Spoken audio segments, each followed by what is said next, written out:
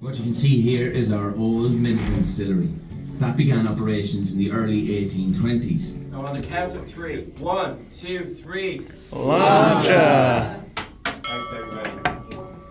And I hope you enjoy the rest of your time in Dublin. Anybody likes the last one?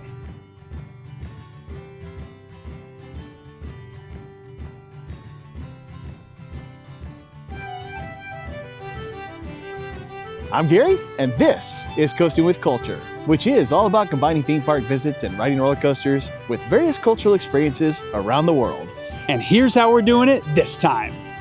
From historic locations with fascinating lore to one of the most stunning landscapes in the world and a shameless coaster in between, our short road trip through Ireland has already offered some memorable experiences.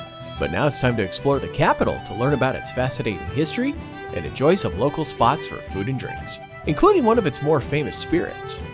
We'll also check out some fascinating places to call home for a night, including one located nearby more ruins and a place to hang out like a local. Before heading to Dublin, we spent the previous night near Moneygall at Castle House, a home listed on Verbo which combines a 250-year-old farmhouse with a 17th century tower.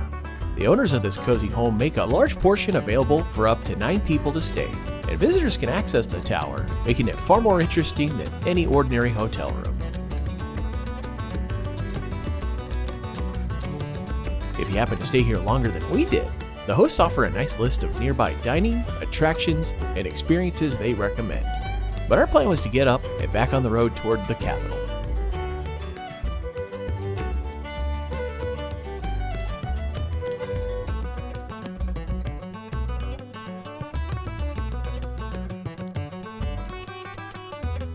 Located on the River Liffey, Dublin is Ireland's most populated city and has become a major economic center for the European Union.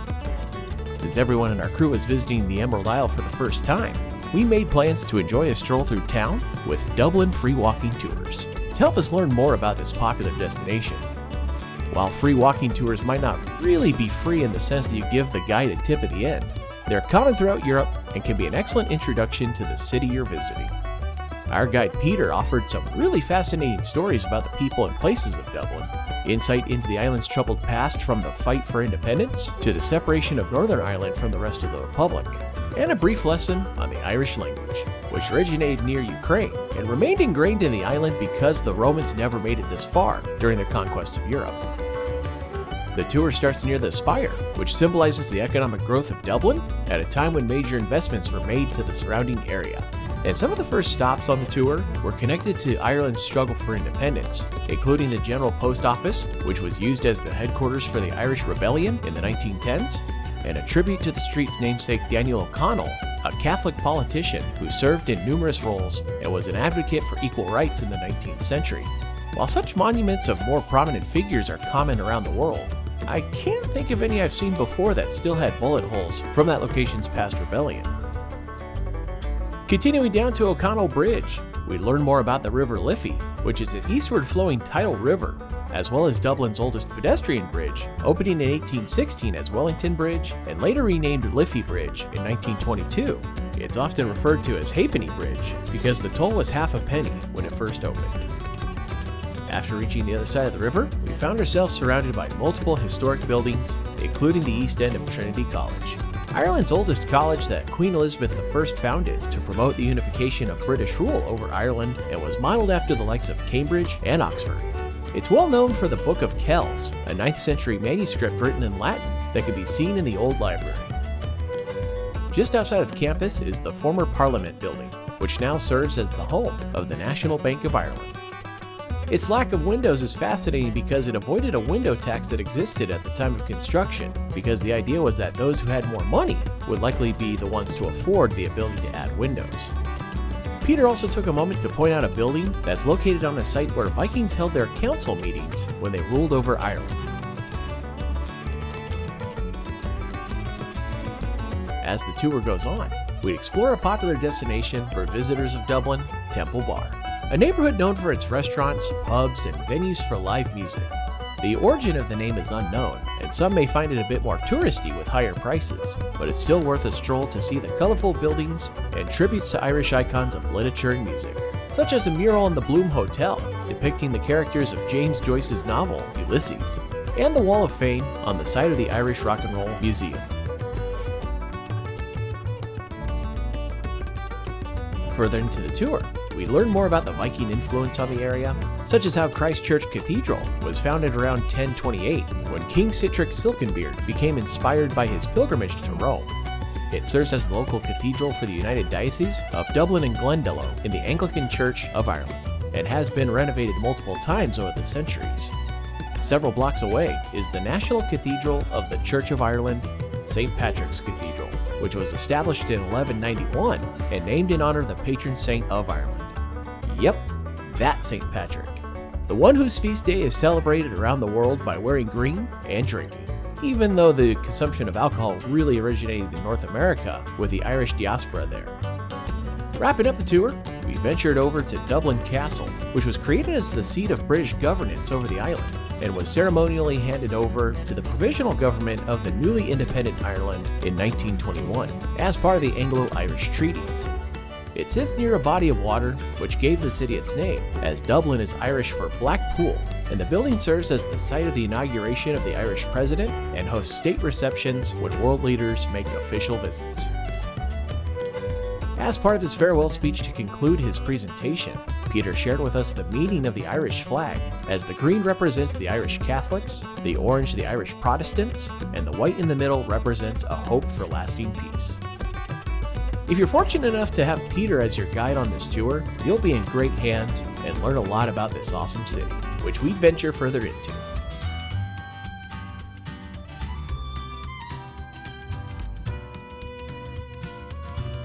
As the time came for lunch, we made our way to a plaza with a few different options, including an Italian spot and a barbecue joint that most of the others chose to enjoy.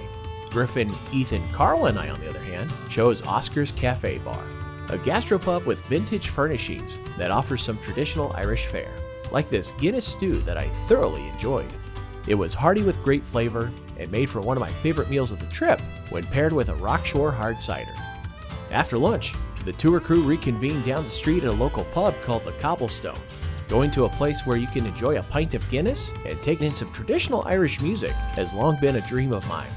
And while you can do that here, the tight spaces and large crowds made it a bit tricky, as there may not be many spots near the performers to just sit and enjoy the music, and the conversations of the crowd inside would often drown out the tunes in the areas where seats were available. So for now, I'll dream of a future return visit to make good on this bucket list experience, perhaps at a pub that's on the outskirts of town.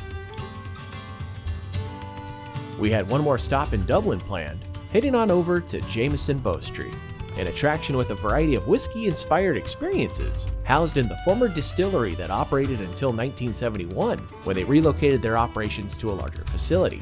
And the Bow Street experience would draw an even larger group of buzz bars than had been seen so far. It starts with a complimentary beverage, which could either be a shot of Jameson neat or a Jameson ginger and lime. From there, it's on to the first of multiple presentation rooms, where projection map technology and the guide storytelling come together to share the origin of the Jameson Company, as well as the distilling process that makes the whiskey enjoyed by many. Several of us got a real kick out of this because there are theme parks that have utilized this technology for their attraction queues and nighttime shows, so it's neat to see it used in a different setting. The real highlight of the tour, though, is the tasting. A chance to try 3 different blends of Jameson, including their traditional blend, a special distillery edition, and Jameson Black Barrel. While I've never been a connoisseur of whiskeys, it's neat to learn about and recognize the differences between the blends as they're described, especially when it comes to the taste. So on the count of 3, 1, 2, 3. Lancia! Thanks everybody. And hope you enjoy the rest of your time in Dublin. Anybody likes the last one? As our time in Dublin came to an end, we made our way to the town of Skryne, where we'd spend the night in one of the town's more famous homes, Skryne Castle. A Motte and Bailey castle built in 1142, which was renovated in 2023 to become an events and vacation rental which can host large groups like ours. Lovely, lovely place. I've been here for 30 years. Why is it British? We're in Ireland. That's not working very well, is it? It's Skryne Castle, everyone. It's beautiful. It's a fortress of buzz bars. I emigrated here from England, apparently.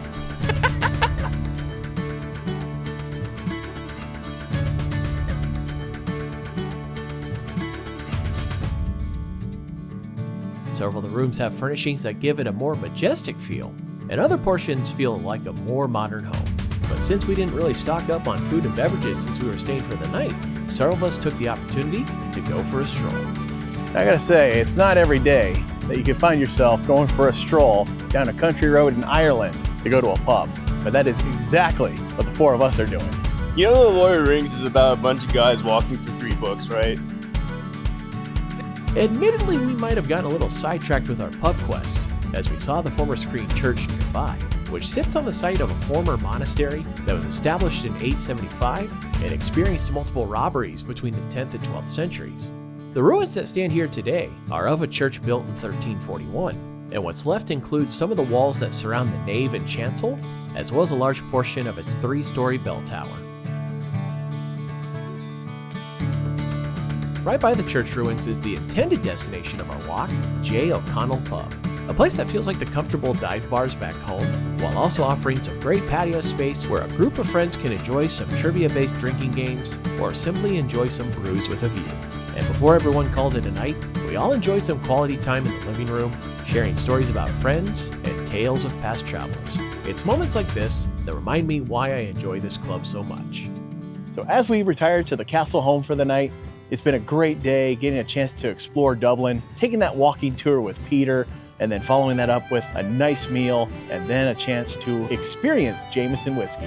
And now we get to enjoy this historic castle as home for the evening. But don't forget to come back next time, because it'll be time to continue to the premier theme park in all of Ireland. Next time on Coasting with Culture. Thank you for watching this video from Coasting with Culture. If you enjoyed it, please give it a thumbs up and click on the subscribe button to see future videos here on YouTube, like these ones which you may enjoy as well. Additional content can be found at coastingwithculture.com, and you can also follow Coasting with Culture on various social media channels at CoastWCulture for announcements, previews, and updates. Thanks again for watching, and until next time, take care and safe travels.